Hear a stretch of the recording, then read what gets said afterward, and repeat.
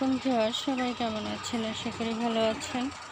ছাদ বাগানে চলে আসলাম। ছাদ বাগানে কিন্তু সুন্দর সুন্দর ফুল ফুটে আছে, বড় গাঁদা, এদিকে নানা রকম ফুল, চমৎকার ডালিয়া, তারপরে গোলাপ, এদিকে চন্দ্রমল্লিকা, নানা রকম গাঁদা ফুল, ক্যাকটাস ফুল, আর এদিকে বাগান বিলাসী খুব সুন্দর।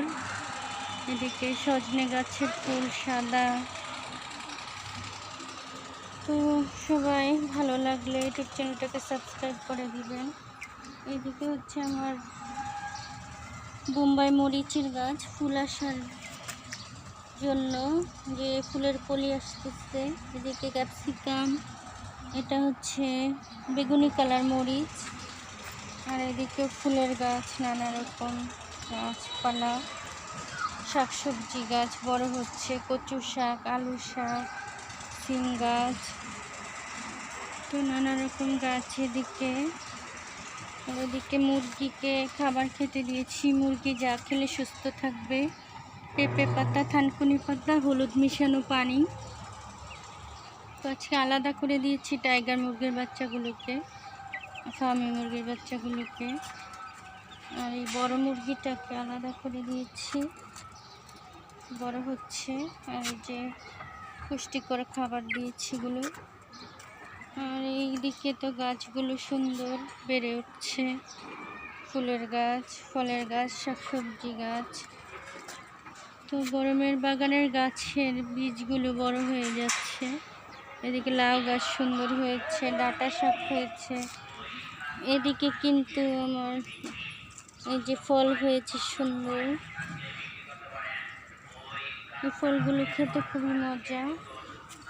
এদিকে ছোট ছোট বীজ হচ্ছে চারা থেকে, পুঁই শাকের চারা হয়ে গেছে। এদিকে কিন্তু শসা, তারপরে ঝিঙা, এগুলো যে ঝিঙার বীজ থেকে চারা হয়ে গেছে। কিন্তু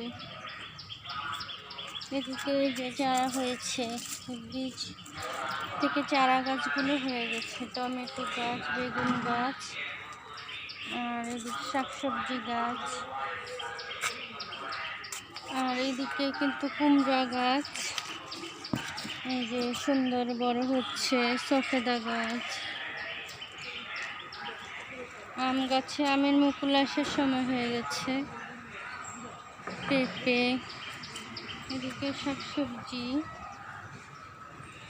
বরবটি, তারপরে কি সুন্দর মাশাল্লাহ মাশাল্লাহ। এই যে আমার লাউ গাছ, তো লাউ ধরতেছে।